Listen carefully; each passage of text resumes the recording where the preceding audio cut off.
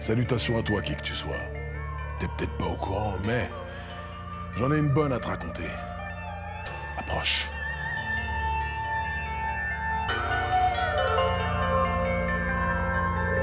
Pour paraphraser quelqu'un que j'aime bien, le temps a beau faire son œuvre et finir par tout détruire, il y en a qui l'ont mauvaise. Il y en a pour qui ça ne passe pas et qui ne digèrent pas certains événements.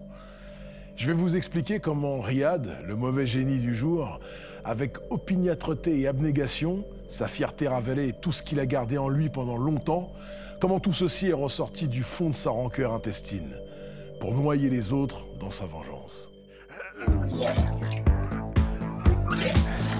La risée de la classe, la risée du quartier, la risée de partout. Tel a été le sort réservé à Riyad durant son enfance et son adolescence. Au début de sa vie de jeune adulte, le traumatisme accumulé s'est révélé être si grand que ce garçon atteint de graves problèmes de flatulence, d'aérophagie explosive, a édifié son caractère dans l'adversité. Depuis tout petit, il a d'importantes remontées gastriques. Il rote, il pète un peu et ça sent le cimetière, mais il rote surtout. Il dégueule à moitié dans sa propre bouche toute la journée, si bien qu'il a appris à ravaler son vomi sans que personne s'en aperçoive. Évidemment, son oesophage est rudement mis à l'épreuve, comme sa langue et ses dents, rongées par l'acide, vite devenues jaunes, pour tirer ensuite sur le marron, bousculées par la fanfare permanente de ronflements, de bruits de liquide qui bouillonnent, d'air qui sort involontairement accompagné d'odeurs peu ragoûtantes qui, hélas, constituent son quotidien.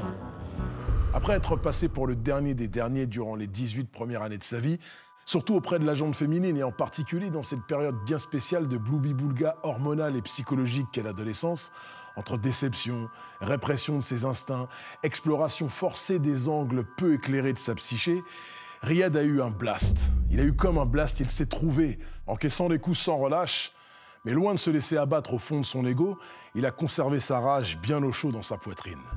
L'a protégée, l'a chérie, l'a entretenue car elle est le creuset dans laquelle il a calciné sa peine, l'enclume sur laquelle il a forgé ses larmes en forme de lame de haine noire, et enfin aiguisé sa loi du talion à l'aune de la proportion de son désir de vengeance. Aujourd'hui, il a 23 ans, et les 5 ans qui viennent de passer ont été Monaco pour Riyad. Toujours dans sa solitude, il a littéralement embrassé un programme drastique de musculation afin d'avoir une silhouette qu'aucune femme ne peut ignorer. Du volume mais pas trop, surtout pour avoir un corps bien dessiné et en harmonie avec sa morphologie, rien d'exagéré. Le but est clairement de ressembler au beau gosse générique prisé par la majorité des femelles potentiellement fécondables.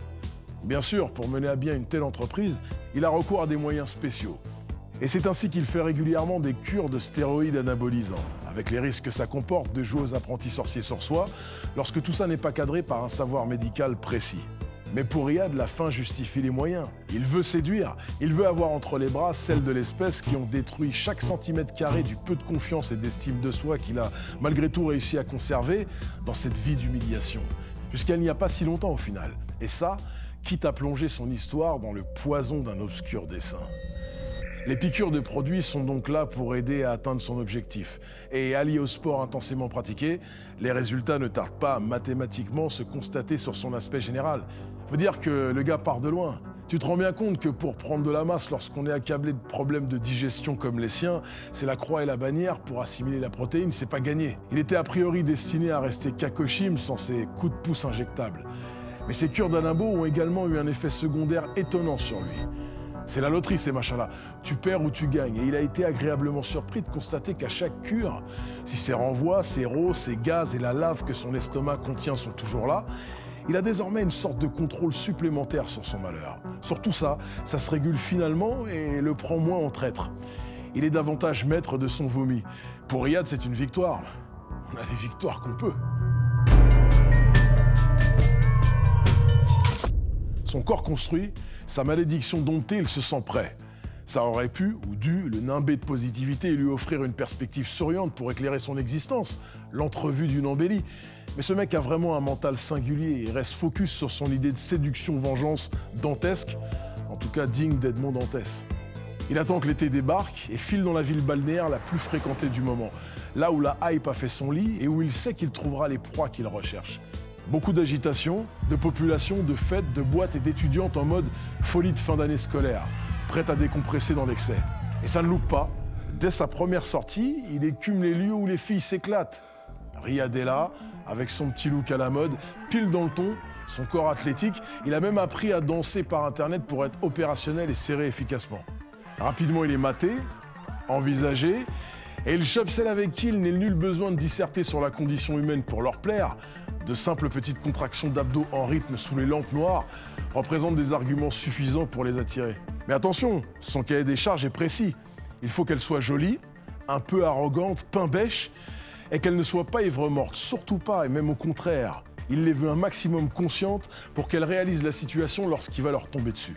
Pour trouver l'archétype de la victime idéale, il est convenu qu'il faut que son groupe d'amis la laisse partir facilement et qu'enfin, elle possède sa propre voiture à disposition, voire mieux, son propre appartement, dans lequel elle vit seule, condition sine qua non. Dans sa longue ascèse aux troubles fomentation, lors de sa méticuleuse préparation pour son Big Payback, Riyad a grandement fantasmé cette rétribution que le destin, via précisément ce genre de meuf et en réalité tout le genre féminin, doit, selon lui, solder en sa faveur. Il a envisagé plusieurs scénarios de crimes parfaits, mais sans jamais vraiment les compléter. Il a donc décidé de faire confiance à l'humeur de l'instant et a même fini par désirer que ses pulsions in situ laissent place à de sordides improvisations. Tant que les nanas qui l'ont tant pourri à cause de quelque chose qu'il était et quelque chose qu'il faisait, sans pourtant le vouloir ni l'avoir choisi, payent le tribut de leur méchanceté passée à son égard, pour lui, une sorte d'équilibre est rétabli. Et sa balance de la justice tout à fait personnelle exige un lourd contrepoids. Extrêmement lourd. Ce premier soir, il n'a aucune difficulté à attraper Julie, 20 ans, prototype de son obsession. Il décide d'ailleurs à ce moment précis que toutes celles sur lesquelles s'abattra son courroux devront avoir un profil similaire. Brune à franges, assez grande, peu vêtue et ongles vernis. Ouais, c'est bien ça. Ainsi, elle ressemble à la plus véhémente harpie de sa jeunesse, qui lui a vraiment fait vivre une misère dans la cour de récréation pendant plusieurs années. Julie est juste pompette, rieuse, et Riyad se délègue de son regard un peu vicieux. Il s'est assuré que la voiture de la Miss n'est pas loin pour quitter le tumulte de la foule assez rapidement. Il roule un peu et se retrouve sur un littoral désert. Alors que la fille veut sortir marcher sur la plage, il la retient dans l'habitacle et lui offre le baiser qu'il lui refuse depuis tout à l'heure pour attiser son désir. Et alors qu'il lui roule la galoche du siècle, il pense à l'étrangler.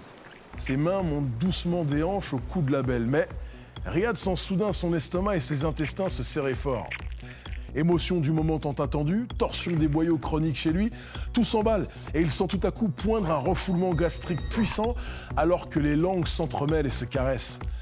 Dopé au stéro à mort, il sait qu'il peut réfréner cette montée sans peine, mais au contraire, il force le flux et régurgite tout à coup des litres de gerbe directement dans la bouche de Julie. Riyad serre ses mains autour des joues et des lèvres de la Miss afin de créer presque un joint étanche pour que l'écoulement de vomi soit parfaitement transvasé de son ventre en feu à la gorge de la victime. Et il régurgite, et il insiste.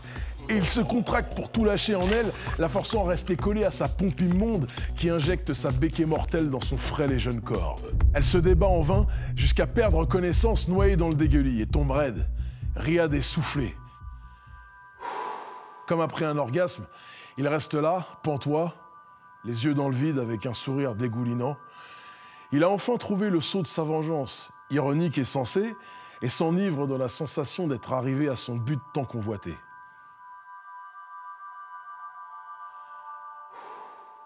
Alors qu'il comptait prendre une revanche violente et brutale, plutôt classique, avec ses mains, cette nouvelle domination de sa mécanique biologique va lui faire voir les choses sous un autre angle, bien plus terrible. Avant d'être arrêté, par 7 fois il s'est fait juge et bourreau.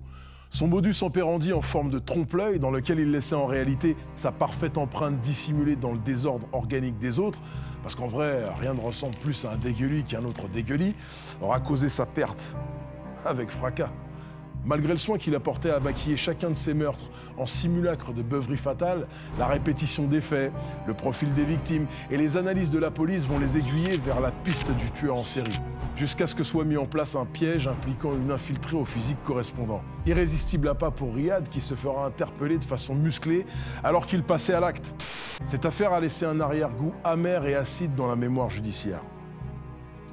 De la manière la plus radicale et sordide, il pense avoir corrigé ce qu'il voyait comme de petites sottes malpolies du type qui ont plongé son passé dans les ténèbres. Riyad y a vu un moyen de devenir maître de ses douleurs là-dedans.